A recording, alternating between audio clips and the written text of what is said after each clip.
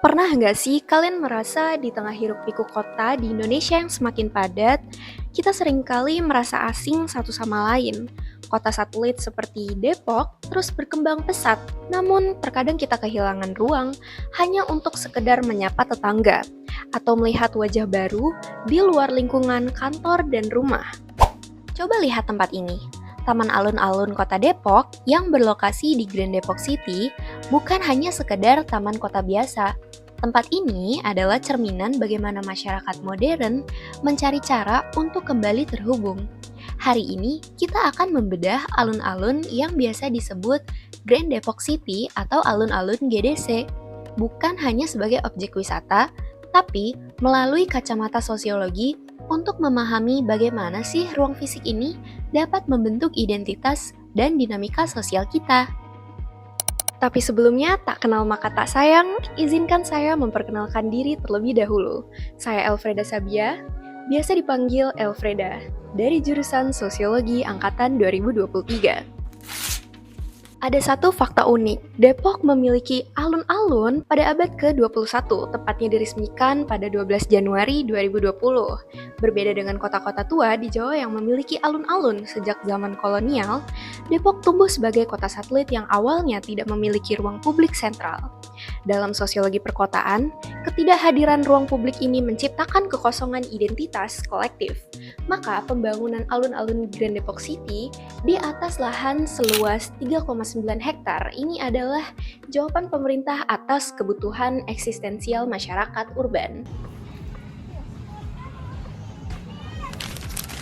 Sosiolog Henry Lever pernah mengatakan bahwa ruang adalah produk sosial, yang artinya alun-alun GDC bukan sekedar rumput dan semen yang diletakkan di sana. Ia diciptakan oleh interaksi orang-orang di dalamnya. Taman Alun-Alun Depok memiliki dua lokasi utama dengan karakteristik yang berbeda, dirancang dengan karakteristik yang modern dan multifungsi.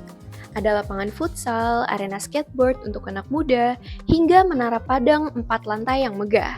Namun, sosiolog bertanya, siapa saja sih yang boleh masuk? Di sini, konsep justice spasial atau keadilan ruang benar-benar diuji. Alun-alun GDC menerapkan prinsip inklusivitas, aksesnya gratis bagi siapa saja. Menggunakan teori sosiolog Pierre Bourdieu tentang model sosial, tempat ini menjadi titik temu berbagai kelas. Di coworking space, kita bisa melihat pekerja digital. Di area UMKM, ada geliat ekonomi mikro. Dan di lapangan basket, subkultur anak muda terbentuk. Inilah yang disebut Ray Oldenburg sebagai the third place, yakni ruang ketiga selain rumah dan tempat kerja, di mana kita bisa berkumpul secara informal dan setara. Jangan lupakan juga sisi ekonominya. Sesuai pemikiran Karl Marx, dimensi ekonomi selalu melekat dalam ruang sosial. Dengan adanya puluhan pedagang UMKM di sekitar alun-alun, tercipta ekosistem ekonomi lokal. Menurut Mark Granovetter, transaksi di sini bersifat embedded atau tertanam dalam relasi sosial. Membeli makanan di sini bukan hanya sekedar transaksi uang, tapi bagian dari pengalaman berekreasi. George Simmel, bapak sosiologi perkotaan, pernah memperingatkan bahwa kota besar cenderung menciptakan individu anonim. Orang-orang yang hidup berdekatan tapi tidak saling mengenal. Nah, alun-alun GDC hadir sebagai anestesis dari isolasi tersebut. Di sini kita bisa melihat transformasi dari Gesellschaft, yaitu masyarakat yang impersonal, kembali menjadi Gemeinschaft, yakni komunitas yang memiliki ikatan emosional. Perhatikan ritual harian di sini. Setiap pagi, warga yang awalnya tidak saling kenal bertemu untuk berolahraga bersama. Sosiolog Emil Durkheim menyebut fenomena ini sebagai solidaritas mekanik. Ikatan sosial yang muncul karena kita berbagi ruang dan aktivitas yang bersama secara rutin. Bahkan, interaksi antar generasi terjadi secara alami. Di taman bermain, orang tua membangun jejaring sosial baru. Sementara di pendopo, para lansia duduk bercengkrama berbagi cerita. Ruang ini merawat kualitas sosial kita.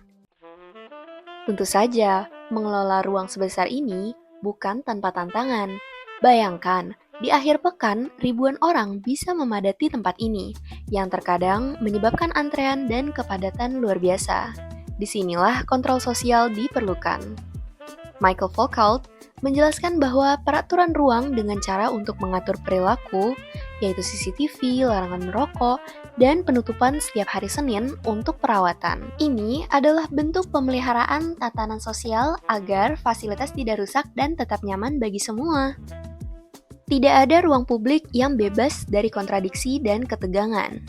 Ketika alun-alun ini pertama dibuka, 10.000 orang membludak hingga sangat sesak. Ini menciptakan apa yang Henry Lever sebut perjuangan untuk ruang, yaitu struggle for space. Pengelola harus menyeimbangkan akses demokratis dengan kenyamanan dan keamanan. Solusinya, pembatasan kapasitas, sistem parkir yang berlapis, dan koordinasi dengan 5 kecamatan. Wali Kota Depok Supian Suri berencana akan memperpanjang jam operasional hingga pukul 10 malam di akhir pekan untuk mengakomodasi anak muda. Namun, lintang pengelola menyampaikan kekhawatiran akan kerawanan sosial yang memungkinkan alun-alun menjadi tempat perilaku yang menyimpang. Ini hanyalah perdebatan klasik dalam sosiologi kota, bagaimana menyeimbangkan kebebasan individu dengan ketertiban sosial.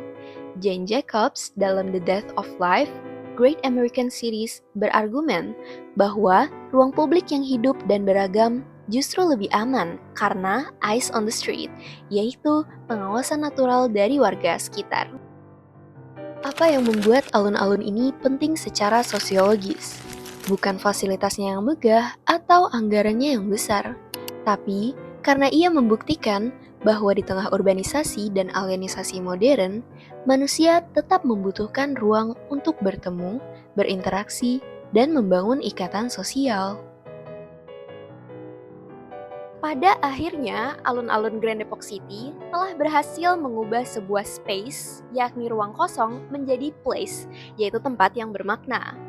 Sosiologi Futuan menyebut istilah kecintaan pada tempat, yakni sebagai topofilia. Warga Depok kini merasa memiliki identitas baru melalui alun-alun ini.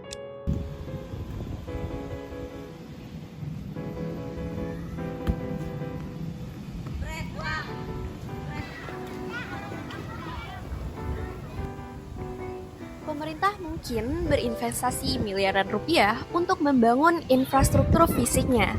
Namun, nilai sejatinya ada pada investasi modal sosial dan kohesi warga yang terbentuk di dalamnya.